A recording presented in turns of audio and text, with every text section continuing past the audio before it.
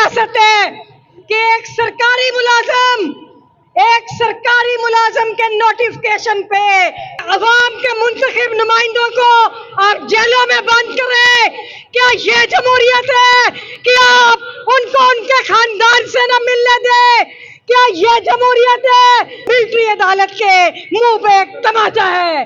میں سمجھتی ہوں کہ پاکستان کی عوام کو وکلا کا ساتھ دینا پڑے گا۔ یہی مال روڈ تھی، تاریخ کا بدترین کردار کے طور پہ دفن کیا۔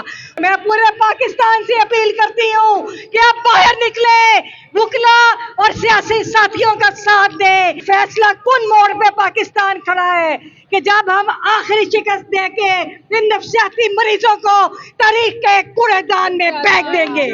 جو ریاست نے CCD کے نام پہ ایک قاتل ادارہ بنایا، اس کے رکھوالے ہمارے وکلا کا خون ان سب کے اوپر ہے۔